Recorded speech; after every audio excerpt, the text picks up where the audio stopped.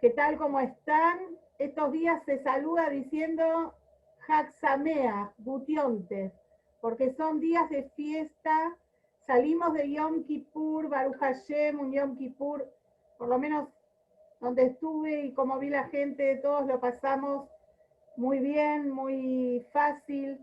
Seguramente que en casa a veces es más difícil, pero el clima Baruch Hashem ayudó y el que tuvo la revista o el Sidur o el Mazor, eso también ayudó. Y a partir, cuando termina Yom Kippur, se saluda a Gutiontes, Hag Sameach. ¿Por qué? Porque estamos seguros que Hashem ya nos firmó para un año bueno y dulce. De todas maneras, está escrito que el juicio estamos a tiempo de mejorarlo hasta Hoshana Rabbah, que sería el último día de Sukkot. ¿Sí? Entonces, el que puede ir, todavía incluso los que no hicieron Tashlich, que es ir al lado de un agua con peces, de un río, todavía puede hacerlo hasta Hoshana Rabbah también. Bueno, pero justamente la festividad que estamos por recibir y que vamos Bein Lebein, estamos a muy poquitos días de Hag HaSukkot. Hag HaSukkot es la festividad que se caracteriza por la alegría. Justamente Sukkot tiene otros nombres y uno de los nombres es Zman Simchateinu, la época de nuestra alegría, porque es la festividad en la que expresamos muchísima alegría. Ahora vamos a ir analizando, en realidad, en todas las festividades en la Torah dice Besamachta Bejageja, te vas a alegrar en tu Hag. Pero con respecto a Sukkot, dice varias veces esto, Beaita Ach Sameach, y vas a estar solamente alegre. Entonces vemos que se pone el acento en la alegría en Sukkot más que en los otros Hagim. Haga Sukkot también se llama Haga Asif, la época de la recolección, porque es cuando ya está terminando el verano, es mejor dicho, empieza el otoño, y se junta toda la cosecha, se guarda. Y también es llamada, como dijimos, Man Simchateinu, la época de nuestra alegría. Haga Sukkot, que es el que lleva el nombre Sukkot, cuando uno dice, ¿dónde va a estar Sukkot? Nadie dice, ¿dónde va a estar Zman Simchateinu? Nadie te pregunta qué estás cocinando para Haga Asif. Todo el mundo te dice Sukkot.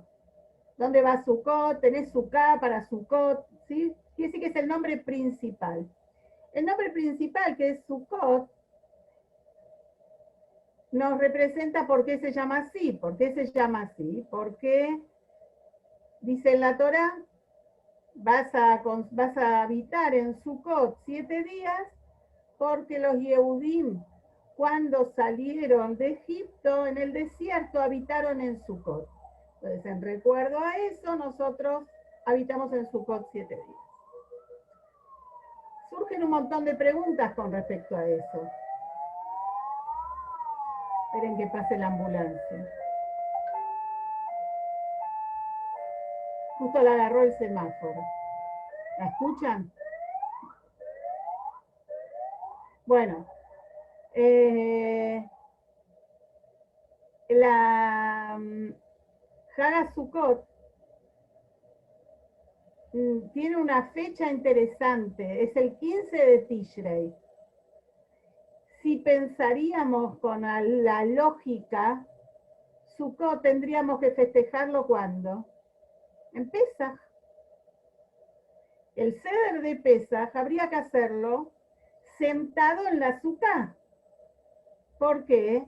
Porque si el recuerdo de Sukkot es que cuando salimos de Egipto habitamos en Sukkot, quiere decir que tendríamos que hacer el Seder de Pesaj adentro de una azúcar. Pero esto no es la lógica. Esto es por qué se festeja Sukkot en esta época y no en la época de Pesaj, que es la época de la primavera. Dios nos ordenó, primero que porque Dios lo ordenó así, porque en la Torah dice que el 15 del séptimo mes, que el séptimo mes es Tishrei, contando desde Nisan, porque para la Torah el primer mes es Nisan, el mes 1 es Nisan, Nisan, Iyar, Sivan, Tamuz, Av, Elul, Tishrei. Tishrei es el séptimo mes para la Torah, ¿sí? Entonces, la Torah dice, desde el 15 de Tishrei, por 7 días vas a habitar en un azúcar. ¿Por qué es así? Porque si la azúcar la haríamos en primavera, como es Pesaj, ¿qué dirían los pueblos del mundo? Claro, ellos hacen esta mitzvah de ir y sentarse en una azúcar, porque hay algo más lindo que sentarse en una pérgola, en un jardín en primavera, es lo más hermoso. Sin embargo, ¿cuándo construimos nosotros la azúcar? El 15 de Tishrei, otoño, en Israel estamos hablando. Acá estamos en primavera, pero en Israel, como está Rose ahí sentada en su casa en Jerusalén, es otoño. Ahora empiezan los vientos, ahora empieza la incomodidad de esto, vientos, lluvia. Y entonces, ahí ¿quién va a decir que lo hacemos porque nos es más lindo? Lo hacemos porque es una orden divina. Ahora miren qué interesante. Por ejemplo, Pesaj, ¿por qué festejamos Pesaj? Porque los Yehudim salieron de la esclavitud de Egipto. Bueno, vieron que hay un chiste de Moldavsky que él dice que todas las fiestas judías son que nos querían matar, nos estaban por matar, nos salvamos, comemos. Bueno, algo así dice. Pero, digamos, Pesaj conmemoramos un acto histórico, un hecho histórico, la salida de los Yehudim de Egipto. Shavuot, que festejamos que se nos entregó la Torá en el monte Sinaí. Rosh Hashanah, festejamos el comienzo del año.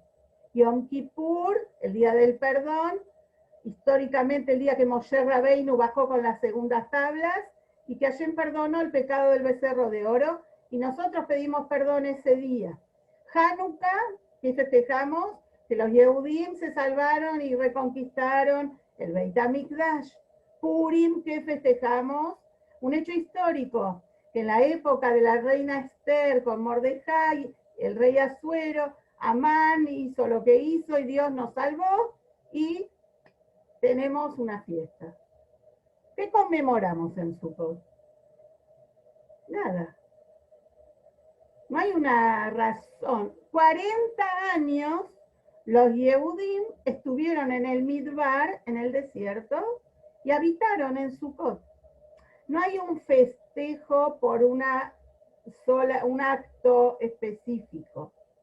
Es la única fiesta que no tiene un hecho histórico, uno especial, un milagro especial. Y justamente por eso es tan especial Sukkot. Porque Sukkot habla de la alegría del Yehudí de estar unido a Dios con una fe completa. ¿Qué es lo que recordamos en Sukkot? En Sukkot recordamos que durante 40 años los Yehudim estuvieron en el desierto y tuvieron todo lo que necesitaron. Hay una explicación que dice que en realidad, ¿qué es la Sukkah? No es que estaban en Sukkot propiamente dicha, sino que los judíos durante 40 años, digamos, ellos se trasladaron por el Midbar, por el desierto, rodeados por nubes de gloria, Ananei Kabod, como se dice en hebreo.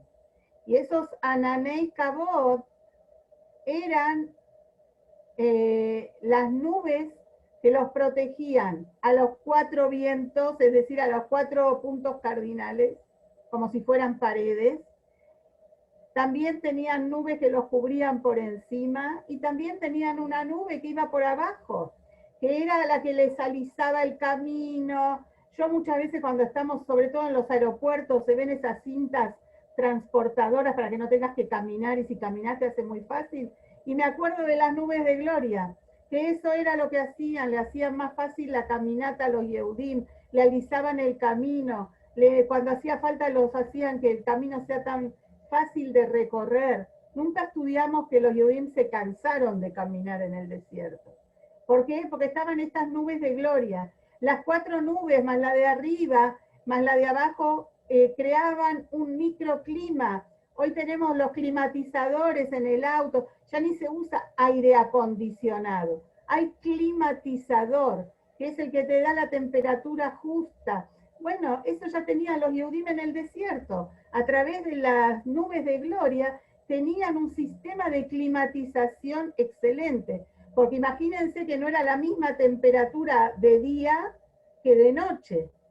Todo lo que necesitaban lo tenían y era a través de estas nubes de gloria. Y además iba una nube adelante que de noche se transformaba en una nube de fuego, llamémoslo así, como si fuera una gran antorcha, que los guiaba a través del desierto y les iluminaba. Y de día la nube los guiaba. Cuando no viajaban, es decir, cuando estaban viajando la nube iba adelante. Cuando la nube se paraba, significaba que tenían que detenerse y acampar. Y a veces estuvieron acampando en lugares años. Y a veces era por un día. Cuando la nube se ponía de vuelta en camino, entendían que tenían que desarmar y marchar. ¿Sí? Así vivieron los Yehudim en el desierto por 40 años y eso es lo que nosotros conmemoramos en Sukkot, que es varias cosas que representa la azúcar.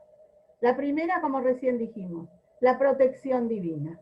El Yehudí tiene que saber que Dios lo protege, tiene que tener conciencia de que Hashem está con nosotros y nos cuida, los 4 puntos cardinales, en el arriba, por abajo, alisa el camino, nos guía. Esto es lo que nos muestra la azúcar. Otra cosa importantísima que nos muestra la azúcar es la unión de Am Israel. ¿Por qué? Porque la azúcar tiene, como todas las mitzvot, tienen una medida. Por ejemplo, una mikve tiene una medida de agua que tiene que tener mínimamente, que es 40 CA. CA es una medida de la Torah. Un lulav puede medir hasta, no sé, ahora no me acuerdo cuántos codos. Un etrog tiene que medir, todo tiene una medida, ¿verdad? Mínima y máxima. La azúcar también tiene una medida.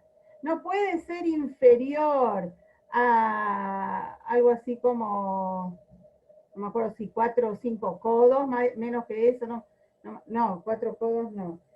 1 o 2 codos debe ser, no puede ser menos que eso, y la altura no puede ser más que aproximadamente 9 metros. Entre digamos, desde el piso al techo, más de 9 metros no debe haber. Pero hay algo que no tiene medida en la azúcar, ¿y saben qué es? Lo largo o ancho que sea. Mientras que sea kasher, es decir, que tenga las paredes como corresponde, no importa. Si es una azúcar tan grande como que puede abarcar a todos los Yehudim del mundo, es kasher. Y esto simboliza la unión del pueblo de Israel. ¿Por qué? Porque cuando todos estamos sentados en la azúcar, no hay diferencia entre quién está sentado. Todos están cumpliendo con la mitzvah. Desde el tzadik más grande hasta el Yehudí que menos sabe, menos cumple, los dos están abajo de la misma azúcar y los dos cumplen la misma mitzvah y los dos son rodeados por la azúcar. Vemos que la azúcar representa la unión del pueblo de Israel y también la igualdad con respecto a Dios de cada Yehudí. Todos los Yehudim son importantes y somos todos hijos de Hashem. Eso es lo que representa la Sukkah. Además, hay un artículo muy interesante, seguramente ustedes lo van a leer, las que tienen la esencia, pero voy a sacar una enseñanza cortita con respecto, justo que tocamos el tema de las paredes de la Sukkah. Ustedes saben que una Sukkah tiene que tener como mínimo 3 paredes que tienen que ser firmes. Las paredes tienen que ser firmes. Si las paredes se mueven con el viento no es kasher la Sukkah. Las paredes significa que tienen que estar unidas por arriba y por abajo y no se tienen que mover.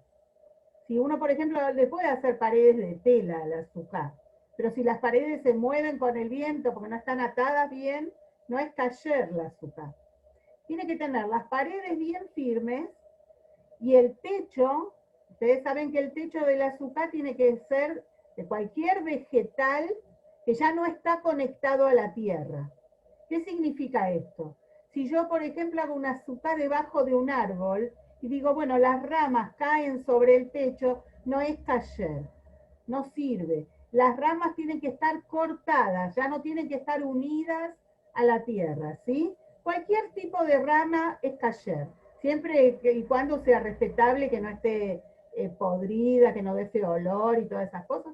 Cualquier tipo de vegetal sirve como techo, que se llama el techo, se llama shaj. Ahora, así como las ramas son, como las paredes deben ser firmes, con respecto al techo, tiene que verse el cielo. Si es tan tupido, tan tupido que por ningún lugar se puede ver, y esto es un mensaje muy interesante, tiene que ver con el judío y cómo el judío debe conducirse. Las paredes firmes representan cómo el judío debe proponerse vivir. ¿Qué significa las paredes firmes? No importa lo que pase en el mundo, no importa qué está de moda en el mundo, si todo el mundo practica una meditación trascendental o se dieron cuenta y están adorando alguna idolatría que está muy de moda. El judío tiene que tener las paredes de su hogar firmes. Significa, no me importa lo que pasa afuera.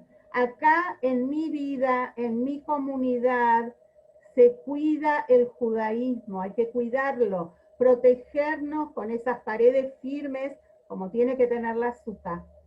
Y así es como, fíjense nosotros, hemos ido de un lado al otro, 2000 años de destierro, cada uno en otro lugar del mundo y sin embargo el Yehudí sigue siendo Yehudí, la Torá sigue siendo Torá, las mitzvot son las mismas que hace 2000 años. ¿Por qué? Porque las paredes de la Sukkah son firmes. Y el techo sí tiene que tener la posibilidad de que podamos, ¿qué? Mirar al cielo. Pase lo que pase, estemos muy cómodos en el lugar donde estamos, nadie nos molesta, podemos hacer lo que queremos, siempre tenemos que recordar, hay que mirar al cielo, Dios, tenemos que recordar a Dios y saber que todo viene de Él y solamente a Él debemos pedirle. Un mensaje me pareció que es muy interesante con respecto a la Sukkah. Después tenemos la mitzvah de Sukkot, es habitar en la Sukkah, por lo menos los 2 primeros días. En Israel un día hay que comer en la Sukkah y decir la brajá de la comida con la brajá de la Sukkah. Y también tenemos la mitzvah de las 4 especies. Las 4 especies famosas, los Arbaat Minim, que son Lulav, Etrog, Adás y Arabá. El Lulav es la rama de palmera datilera, no de otra palmera, tiene que ser de palmera datilera. El etrog es un citrón, es un cítrico especialmente, tiene que ser especialmente cultivado para esta mitzvah. Y después tenemos el hadás, que son los mirtos, es una rama de una planta perfumada, el mirto, y arabá, que es el sauce. Tiene que ser del sauce, ese sauce que no da nada, no da fruto, no da nada. Estas 4 especies representan a los 4 tipos de Yehudim. Representa el etrog, que tiene aroma y tiene gusto, porque tiene un aroma muy rico. Si ustedes se fijan en los perfumes franceses, van a ver que en la fórmula muchos tienen citrón. Pero también tiene sabor. Aunque parece un limón, es dulce. Y se hace dulce de etrog, muy famoso el dulce de etrog, sobre todo muchas lo hacen para dárselo a mujeres que quieren quedar embarazadas, dicen que tiene la propiedad, digamos, tiene que ser de un etrog que fue plantado para ser usado para mitzvah, no para perfume. Y dicen que tiene la propiedad de ayudar a que la mujer quede embarazada. El etrog es completo, tiene aroma y tiene gusto. Después tenemos el lulav. El lulav es de una palmera, dijimos, datilera. ¿Qué significa esto? La palmera datilera quiere decir que tiene dátiles, tiene gusto, pero no tiene aroma. Si ustedes toman la palmera, la rama, no tiene aroma. El aroma, eso no lo dije con respecto al etrog, el aroma representa las buenas acciones, las mitzvot. Y el sabor representa el estudio de la Torah. El etrog representa a ese judío que es completo. Se dedica al estudio de la Torah y también realiza buenas acciones, cumple mitzvot. El lulav representa a ese yehudí que hace buenas acciones, no tiene aroma, no hace buenas acciones. Lo que hace, estudia Torah, tiene buen gusto. El dátil es muy rico, pero no estudia, es una persona que no se le da por hacer buenas acciones. Después tenemos otro tipo de judío que es como el mirto, como el hadás, que tiene aroma, hace buenas acciones, hace mitzvot, corre para todo el mundo, ayuda a todo el mundo, pero nunca encuentra tiempo para estudiar Torah. Y después tenemos la arabá. El arabá no tiene ni gusto porque no da ningún fruto, el sauce, y tampoco tiene ningún aroma porque no tiene aroma, no tiene flor, no tiene nada. Y esto representa a aquel yehudí que no se dedica a estudiar Torah, no conoce nada, ni le interesa quizás, y tampoco hace con intención, digamos, porque no existe un judío que no haga buenas acciones. Todos hacen buenas acciones, lo dijimos en Rosh Hashanah, que la granada representa a los judíos, que no hay un judío que no tenga tantas mitzvot como carozos o digamos, semillas tiene el etrog. Pero conscientemente él ni sabe que cuando hace una cosa buena, ni sabe que está haciendo una mitzvah y no lo hace porque es mitzvot. Entonces no tiene en sí mismo, no tiene ni estudio de Torah ni mitzvot. Pero hay algo muy importante. Podríamos decir, bueno, la brajá, la verdad, la podemos hacer con el etrog solo, porque el etrog es el ideal, es el judío ideal. Tiene sabor y tiene aroma. No, señor. Si no tenemos los 4, no se puede recitar la bendición. Y cuando se recita la bendición, se lo junta. Las 3 vegetales están unidos en sí, se atan con rama del lulav, pero el etrog está separado. Podríamos decir, bueno, no tengo etrog, digo con estos 3. No, no sirve y hay que unir. En el momento de la bendición se juntan, porque solo hay bendición cuando los Yehudim estamos juntos, cuando hay shalom y todos estamos unidos y nos queremos. Un mensaje muy fuerte de Sukkot, de las mitzvot de Sukkot. Ahavat Israel y la unión de todos los Yehudim. a pesar de las diferencias. ¿Quién dijo que no hay diferencias? Sí hay diferencias. Hay judíos como el Etrog, hay judíos como el Arabá, hay judíos como el Adás, y hay judíos como el Lulav. Sin embargo, a pesar de las diferencias, somos todos uno. Y si no estamos unidos, no servimos para nada. Esta es la base del judaísmo. La unión de Am Israel y Ahavat Israel, el amor a cada Yehudi. Bueno, y como dijimos que en Sukkot, el leitmotiv, digamos, la palabra más importante es la simja, la alegría. Entonces vamos a contar algo que pasaba en Sukkot y que era una de las cosas que se realizaba era Simchat Beit HaShoeva. ¿Qué es Simchat Beit HaShoeva? Algo muy interesante que sucedía en la época del templo. Todo el año, cuando se hacen las ofrendas iban acompañadas de yain, de vino. Y en Sukkot, además de vino, se derramaba sobre el altar agua. ¿Qué era entonces Simchat Beit HaShoeva? La estudiamos hace muy poco cuando estudiamos una Mishnah, que ahora cuando les voy a contar una parte se van a acordar más todavía. Los Kohanim con los Leviim salían los días de Sukkot a la mañana, temprano, iban hasta el Mayán, hasta una fuente de agua surgente, un manantial que se llamaba Shiloach, y de ahí se agarraban, tomaban agua, ahora me sale en castellano, no me sale en hebreo, por eso viene de Shoeva, de sacar agua, de levantar, traer agua, ¿sí? Traían agua del Mayán, la traían al Beit HaMikdash, y cuando llegaban con el agua era toda una alegría y una ceremonia, y se tocaban las trompetas, las hatzotzrot que había de plata en el Beit HaMikdash, y era toda una alegría, y las acompañaban, y ese agua se vertía sobre el altar con la primera ofrenda de la mañana.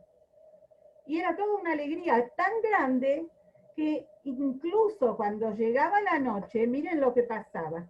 En el Beit HaMikdash todavía no había, o por lo menos nosotros creo que no sabíamos que había electricidad. Entonces, ¿cómo se iluminaba? Con vela, con fuego, con aceite encendido, antorchas. En el Beit HaMikdash había cientos de candelabros, además de la menorá del templo, la especial, había cientos de candelabros de oro que se usaban para iluminar. Y entonces los Kohan eran altísimos, altísimos. Dicen que los chicos jovencitos, los Kohanim jovencitos, hacían una competencia subiéndose a eso que medía decenas de metros para encender los candelabros, y dicen que había tanta luz que las calles de Jerusalén, que estaban debajo del templo, porque el templo está sobre el monte, ¿verdad? Jerusalén venía abajo. Entonces dicen que de la luz que venía del Beit HaMikdash se encendían tantas luces que vos caminabas por las calles de la ciudad y era como de día, de tan iluminado que se veía desde el templo. En la época de Sukkot estamos hablando, ¿no? Entonces, era una fiesta. En el templo se hacía, se ambientaba, vieron que tenemos los ambientadores de fiestas, bueno, en la Beit HaMikdash también se llamaban los ambientadores, y ellos venían y acomodaban en el Hatzer, en el gran patio que había, ponían unos balcones especiales para las mujeres, para que las mujeres puedan ver y disfrutar de la alegría. Los hombres estaban abajo parados, y en el centro ¿Saben quiénes bailaban? Los grandes sabios de Israel. Imagínense, los grandes sabios que además de ser grandes sabios, eran excelentes bailarines. Algunos de los sabios eran muy buenos malabaristas, hacían todo tipo de eso. ¿Y para qué lo hacían? Por esa alegría que surgía del alma. Surgía una alegría especial. Justo en Sukkot, ¿por qué? Justamente por eso, porque es la alegría sin una explicación, no porque estudiaban algo especial, no porque, sino era la conexión que tenían con Dios. Y ahora viene entonces el análisis que vamos a hacer del agua.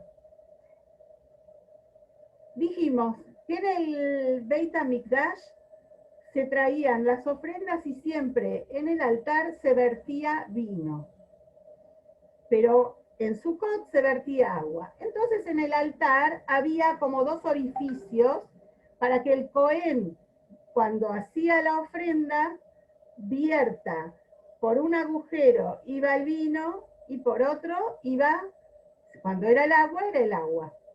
Y así era el símbolo, era la ceremonia.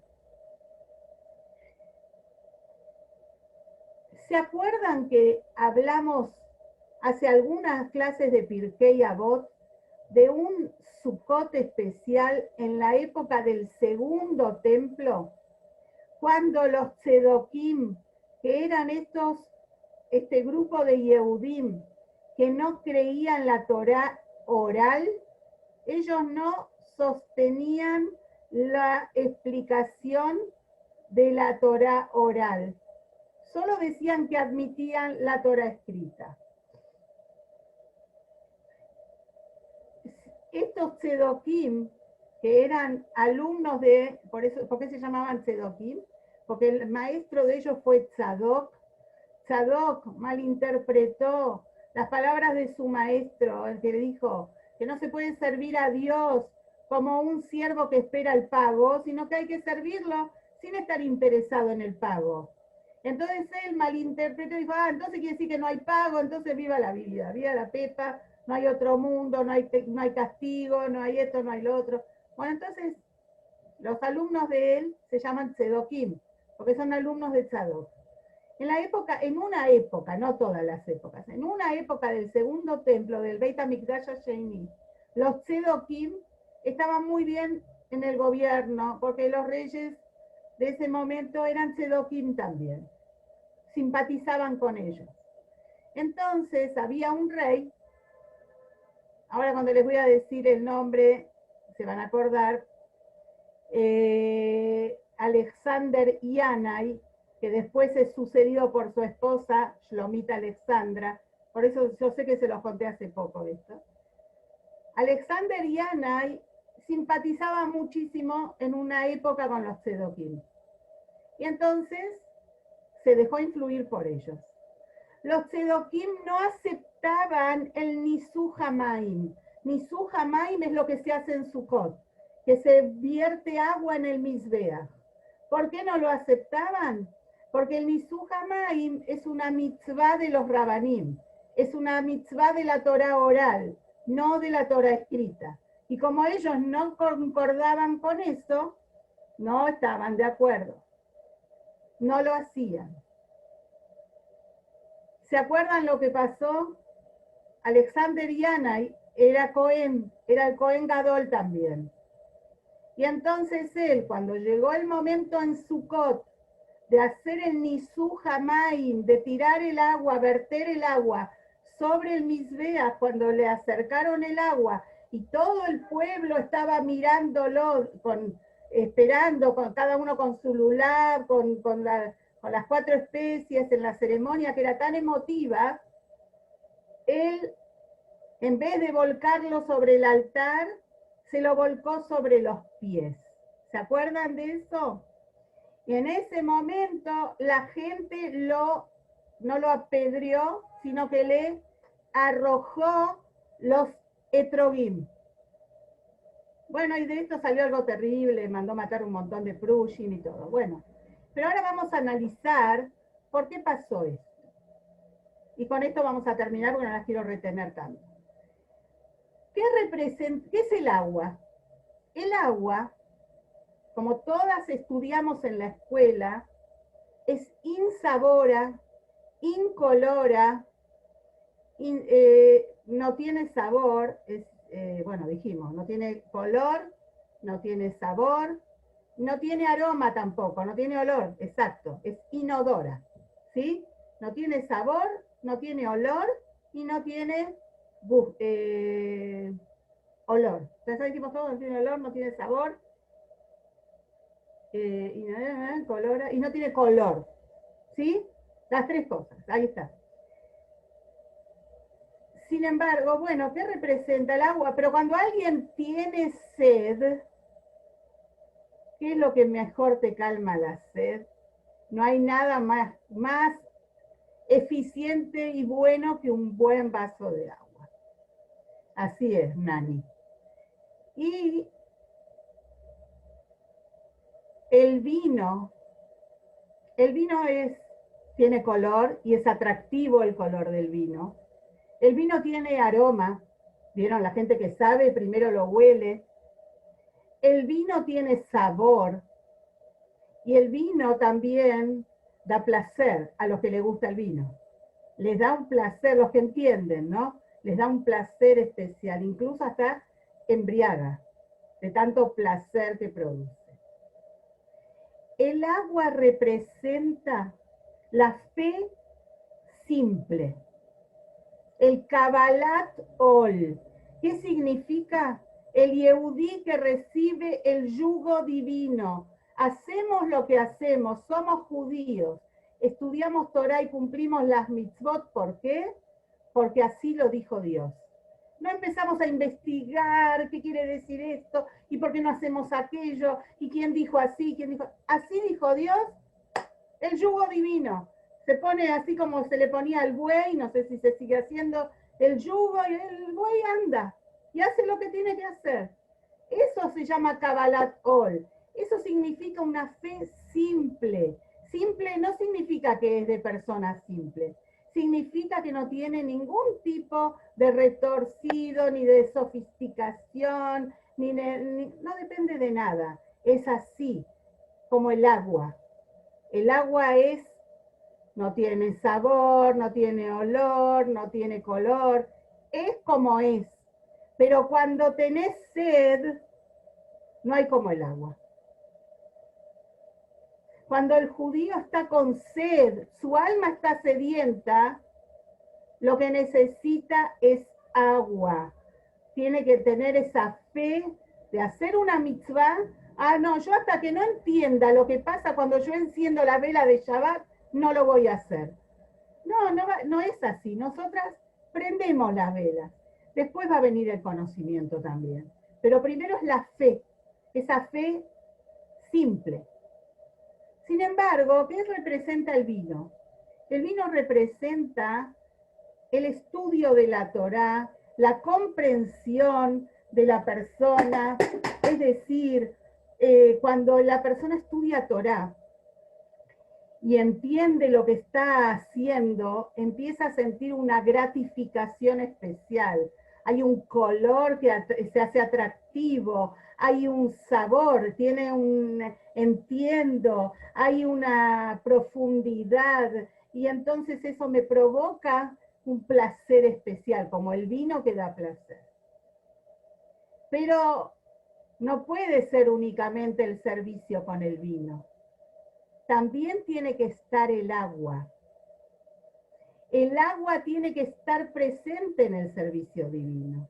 No todo tiene que ser comprendido, no todo lo sabemos. Nosotros hacemos primero, como dijimos en el Har Sinai, nace benishma. Primero hacemos, después vamos a ir estudiando y comprendiendo. Y a donde no llega nuestra comprensión, que es, bueno, como no lo entiendo, no lo hago, no es así.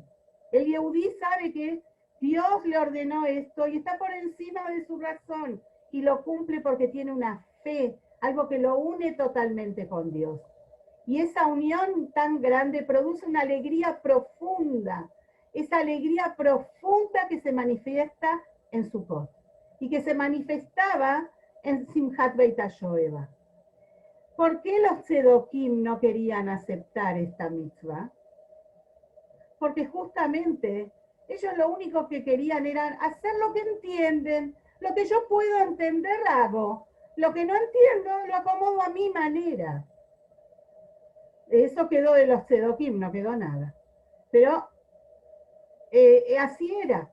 No, estas cosas son antiguas, yo lo que entiendo, soy moderno, y además esto lo intelectual, lo que pude comprender, eso me da placer, lo hago porque me gusta, porque me hace bien. Eso no es la Torah. Está muy bien la alegría, por eso todo el año sí se vertía vino en el Mizbeach, porque hay que comprender y hay que tener el placer de entender lo que uno hace y estudiar Torah y todo y profundizar. Sí, está muy bien, pero también es necesaria el agua. Y por eso Alexander Yana, ¿y por qué la tiró sobre sus pies? ¿Por qué no la tiró para atrás? ¿Por qué no la tomó? ¿Qué quiso representar al pueblo al tirarse a los pies el agua? Les quiso decir que el agua, esa manera de creer en Dios, es para los pies, para los judíos ordinarios, para los judíos simples que no intelectualizan. Por eso se la volcó en los pies. ¿Y qué hicieron los judíos para decirle que estaba totalmente equivocado? Le tiraron el etrog, no le tiraron los lulav, le tiraron el etrog, que el etrog representa a ese Yehudí que puede estudiar y que puede conocer. No, querido, le dijeron, todos tienen que ser también como el agua, también todos, incluso el etrog, tiene que tener la fe simple. También el etrog tiene que tener esa fe de unirse a Dios y aceptar el Kabbalat Ol, recibir el yugo divino, porque así es. Y entonces ahí se genera una alegría infinita y especial. Así que esperemos, le damos tiempo a Dios, faltan un par de días para Sukkot. Me encantaría, y me imagino que a todas ustedes también, nos hacemos ahí en el balcón un sector para las chicas del Shiur en el Beit HaMikdash y vemos cómo realmente el Cohen hace la ceremonia del Nisuj Hamayim. Me imagino que va a ser hermoso y esperemos que el Mashiach llegue ya y podamos estar todas juntas. Que tengamos una buena semana llena de mitzvot, preparándose para Sukkot. Un beso enorme. Las quiero mucho. Chag Sameach. Y nos vemos otra vez después de la fiesta. Chao.